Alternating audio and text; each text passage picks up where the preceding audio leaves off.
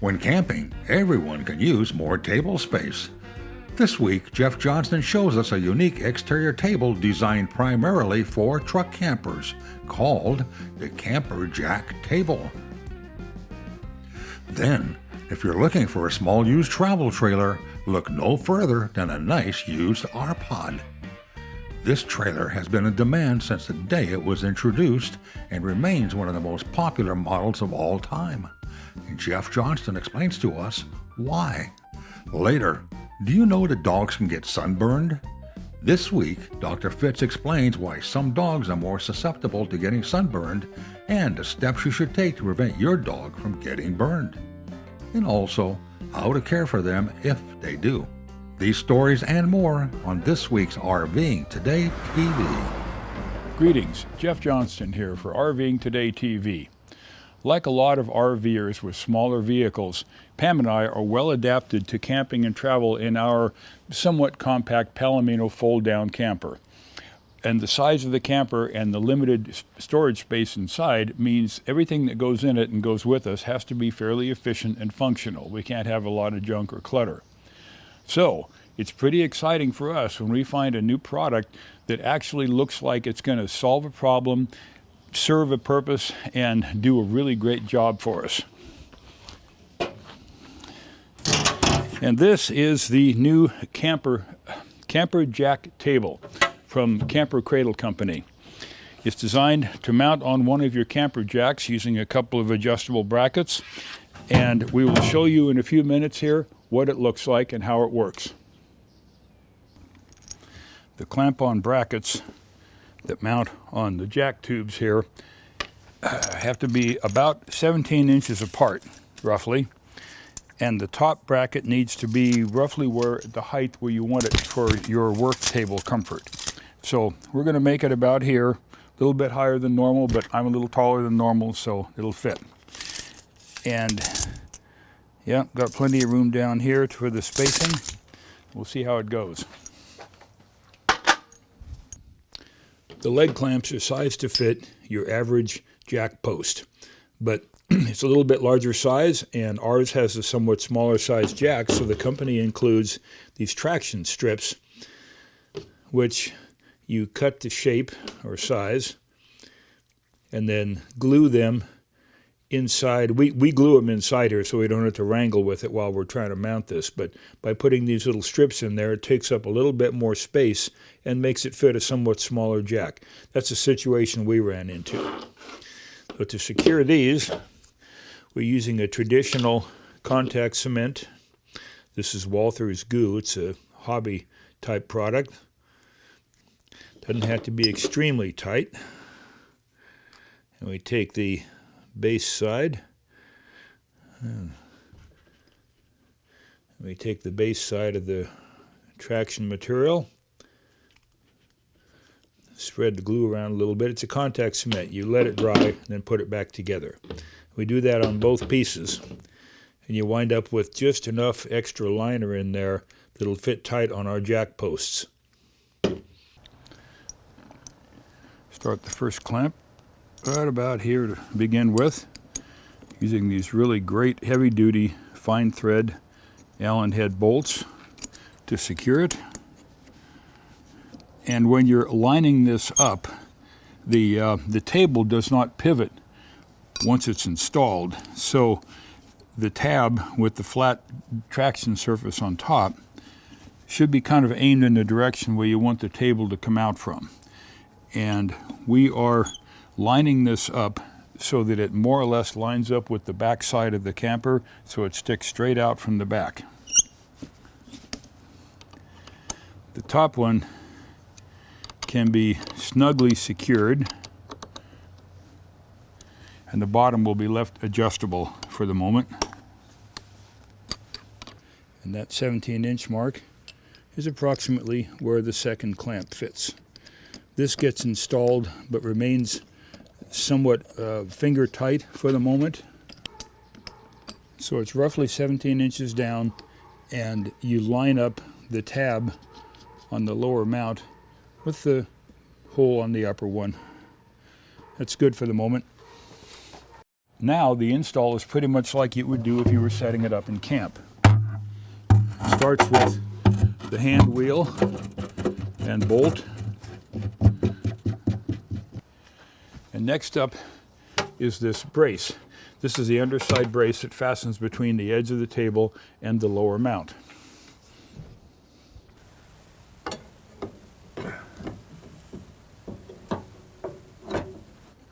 And the top clamps up here. And this makes it fairly loose. We've got to adjust this down a little bit. And that looks pretty good. With the top table secured by the big thumb wheel, then we'd get the extension, fit it into the guides and the edge of the table here, tighten up the thumb wheels. And we've got a nice sturdy extension of table that we can use in a campsite. And when you're in a campsite that has no picnic table or any flat surfaces, every flat meal prep surface is valuable. This is about 32 inches by about 23.5 inches. It's made out of steel, stainless steel fasteners, and we might add made in the USA, and we kind of like that. Now, you're not going to want to get up and dance around on something like this, but it's sturdy enough that it'll support any kind of meal preparation, including Dutch ovens and their paraphernalia. It's a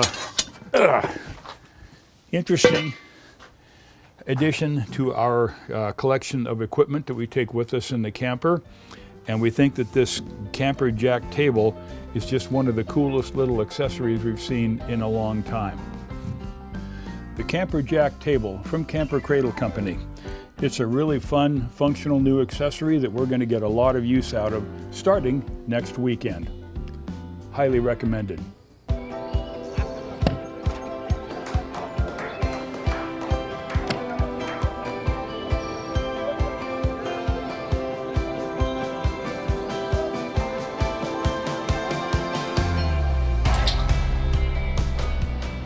Aquachem toss-ins. So fast and easy to use, it could seem like a game. Aquachem, the most powerful odor control available and the #1 seller for over 50 years. Want more RVing today? Then visit RVingToday.tv.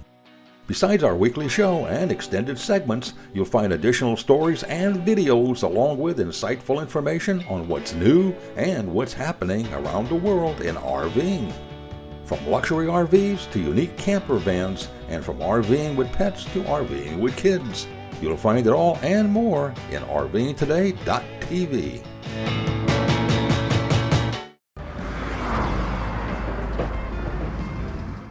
Every once in a while, an RV comes along that seems to set a new standard in the industry. Its cosmetic good looks, features, and functionality all add up to a vehicle that becomes very popular. Well, the RPod trailer from Forest River has been around for a few years now, but it's still flying off the dealers' lots, and there's several good reasons for that. You know, the RPod, its cosmetics is what makes it really easy to identify, and part of one of the things that's made it so popular today. The colors are great, the graphics are minimal, you know, it just looks nice. And part of what makes it really great to tow is its overall shape. That rounded configuration makes it very aerodynamic. The front up here, this helps cut through the wind regardless of what kind of tow vehicle you have on it. It just makes it really, really aerodynamic. And on the back, it's rounded down a little bit, and that too helps to ease its passage through the air. Now, in this particular floor plan that has a kitchen on the back, they brought the back end down straight, and that allows a little bit better cabinet space in the back for the kitchen. And the width, one of the things that you also see on the trailer, of course, is the fact that it has the fenders and the tires on the outside of the trailer. So the trailer's a little bit narrower than a standard one. That lets you put the tires and fenders on the outside, and that means you don't have wheel wells on the inside of the trailer to have to build cabinets and such around. And that's kind of a convenient thing for the designers. And there's a few other features on the outside here that are worth talking about as well. So let's take a closer look.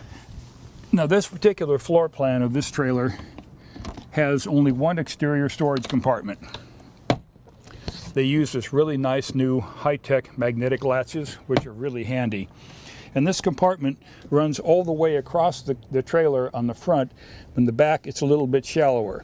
It's not quite deep enough to be able to put a lawn chair or a camp chair in here. Those will have to go in your tow vehicle or on the floor, for example, inside the trailer. But this is big enough that can accommodate tools and small general hardware.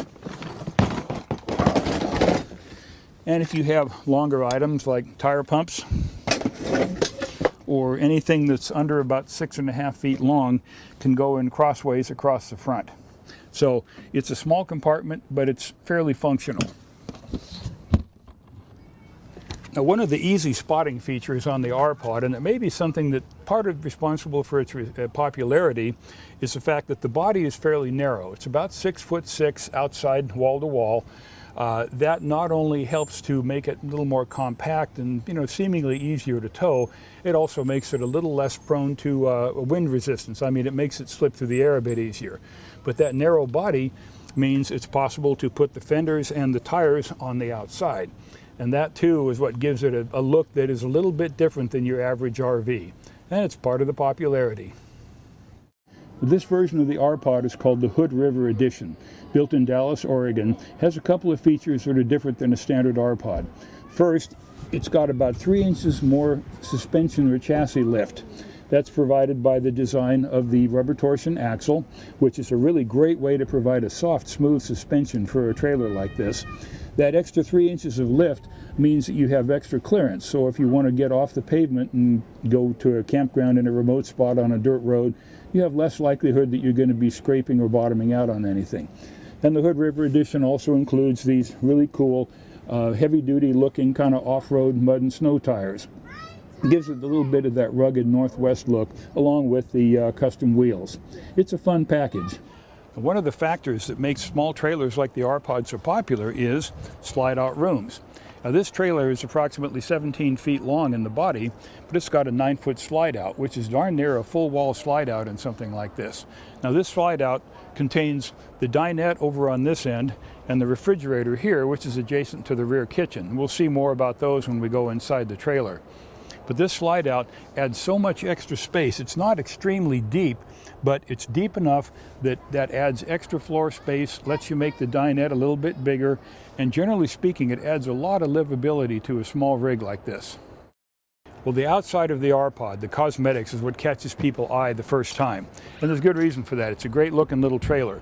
But let's take a look on the inside. There's a lot of features in there that really make you realize why it's so popular and what makes it so great for livability. Let's go take a look.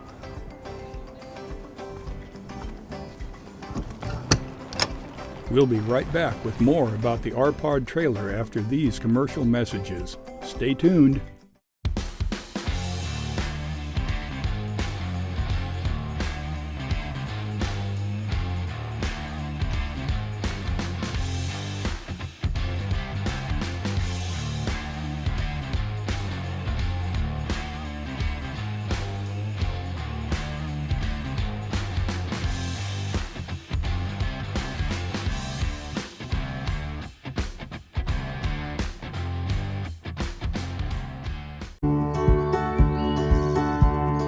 Off-the-road adventure camping to luxurious full-time RVing and everything in between, Forest River has the RV to fit your needs, budget, and outdoor lifestyle. To see our full line of trailers and motorhomes, visit forestriverinc.com. Forest River. Begin the journey.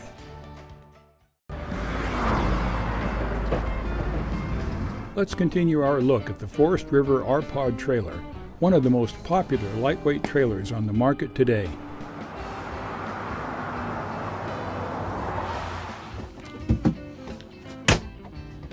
Nice. These little RPods have been pretty well known for having a tremendous amount of space and functionality on the inside. They've done a good job of designing things. Now, this one happens to be the RPod 179. It's got the rear kitchen, side dinette in the slide out, and a forward bed. Now this rear kitchen arrangement, this is really great for cooks because if you happen to have cooking as kind of an emphasis for your RVing, this is a nice setup because it covers wall to wall in the rig. You got a lot of open counter space here for working on food stuff. Little cover comes off the sink, and then when you're not using the sink, of course, you have more space there. And over on the other side, your generic Suburban 2-burner stove. Over on the side here, this is the back end of the slide out, and of course you have your Dometic 2-way refrigerator. Actually, this is a 3-way because it'll do both 120 volt AC gas and 12 volt electric, and a nice size microwave oven.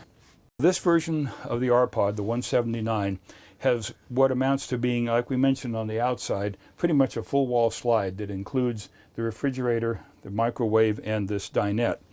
And this U-shaped dinette is for a little bitty trailer. It's pretty darn big. I mean, you can accommodate 4 people sitting around here very easily for a card game or something like that. And it's pretty comfortable. The seats are, you can adjust the cushions and such as needed. And this table is portable. So in addition to positioning it inside where you find the best use for it, you could also take it outside, for example, and use it in your campsite. And it also adjusts for level. And this isn't quite so smooth operating, at least I don't get to do it right, but you release it, and this folds down far enough that you can turn this into a bed area as well. Lock it back up there. So this turns into an additional sleeping space, which would be kind of snug unless it just happens to be a couple of little kids. So if cooking is important to you, when you're looking at a floor plan, you kind of look at what you want to emphasize or what you really need or want out of an RV. If you got a cook in the family who really likes that, then this would be a good choice because of that big kitchen across the back end. And this would also be a good one for entertaining because you have this good sized dinette. This floor plan includes a wet bath. It's got a toilet, kind of a built-in shower, and a really small sink in the corner. Another one of the RPod floor plans, on the other hand, has a bath that goes across the back of the vehicle with the separate showers. So it kind of depends on what's important to you. If you really want a good quality, a good size shower, you'd probably pick that other floor plan. Now this one also has a full-size bed up front. We'll take a quick look at that. What you might describe, that's full-size bed, maybe you can call it an RV queen or an RV full-size, but it's plenty wide because of the small overall size of the trailer. It's like the trailer is about 6'6" wall to wall on the outside. The bed space is about 6'3" approximately from wall to wall. So for the average size person, they're going to fit it just fine. I can't say that I fit, but then that's because that's my problem because I'm too tall for this sort of thing. But it was a very comfortable mattress, and we slept okay on it. And that's kind of when you're looking at RVs and you have your priorities, one of my personal priorities is having a comfortable place to sleep, more so than having a giant bathroom, for example. So this would be kind of a floor plan that I would be interested in. And my wife likes to cook, so the big kitchen would be cool for her. This would be a great floor plan for us. But the bed area, you got good sized windows on both ends for plenty of cross ventilation. Nice illumination up here. We'd kind of like to see a couple of lights up by the head of the bed, but that's one of those small details. Everybody has different opinions about those things. The television is on a mount, so you can swing it around. You can watch it from the dinette area or move it back and be able to keep watching it from the bed area. And this, of course, is also adjacent to the stereo, which is really close to everything. Next to the bed, got a nice hanging wardrobe for shirts and things, and that's tops another set of 3 storage drawers. There's a surprising amount of storage in here, and there's also storage overhead up above the dinette, which is very handy. The RPod was a good matchup for our Nissan Frontier pickup and would likewise tow well with other small vehicles. For additional information on buying a used RPod, visit our website at RVingToday.tv. Coming up, we'll join Dr. Fitz and learn all about sunburns. But first, a few words from our sponsors. Someone once said, the camping doesn't really start until the RV awning comes out. Whoever said that really knew what they were talking about. Carefree of Colorado, celebrating 45 years of RV awning innovation. For more information, visit our website at carefreeofcolorado.com.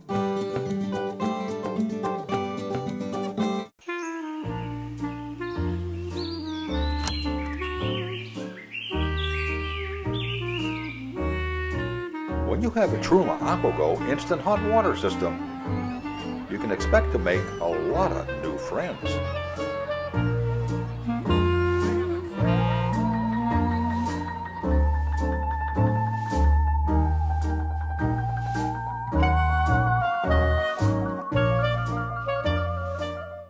Paws on Board is brought to you by Jones Natural Chews, American sourced and made in America. Welcome to RVing Today's Paws on Board. I'm Dr. Fitz, and this is Ace. Did you know that dogs can get sunburn? That's right. As crazy as it sounds, some dogs can be susceptible to sunburn. Many dogs don't have a problem with sun exposure and are protected by their darker, longer coats.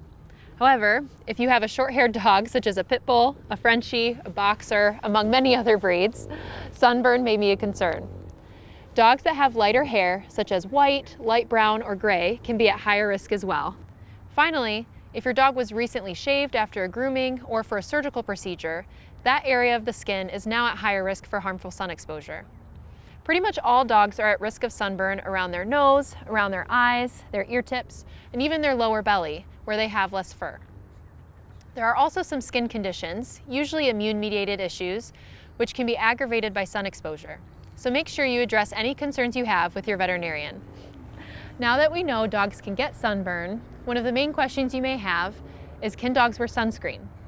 The short answer is yes. The long answer is it depends. There are canine products available on the market that are generally safe for use. There are sprays you can rub into their coat or balms that you can apply to their nose and face.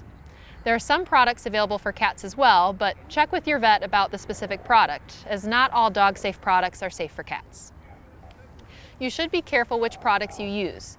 Dogs will lick and groom themselves, so the sunscreen needs to be safe to ingest in small quantities. Avoid products that contain zinc oxide, as this can be toxic for your dog if they ingest it. A lot of human sunscreens actually contain this ingredient. Try to stick with canine-specific products if you can, or if you can find a baby-safe sunscreen without the zinc oxide. Although it can be super difficult, try to stop your dog from licking off the sunscreen while they're outside. So what do you do if you think your pet may have been sunburned? Well, you should keep your pet out of the sun as much as possible once you notice the burn. This is where a nice AC unit in the pet-friendly RVs can come in handy. Your pet can stay comfortable, indoors, and out of the sun. If you have a cone, put this on, as it will prevent your dog from licking the area. If you notice anything more than mild redness to the skin, such as blistering, moderate to severe redness, or pain when you touch the site, you should seek veterinary care. Ultimately, prevention is the best medicine with sunburn, as I'm sure many of you have experienced yourselves.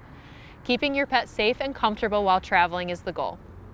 For more information about traveling safely with your pets, visit RVingToday.tv. Tune in next time for more pet health information. I'm Dr. Fitz, and this is Ace. Thanks for watching Paws on Board.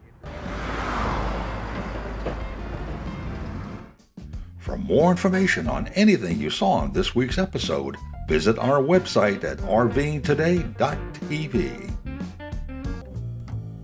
For the latest up-to-the-minute RV news, visit our media partners at RVbusiness.com. If you're into RVing or just appreciate vintage vehicles, be sure to set your GPS for the RVMH Hall of Fame in Elkhart, Indiana. This museum houses the largest collection of vintage RVs and trailers dating as far back as 1916. For more information, visit their website at rvmhhalloffame.org.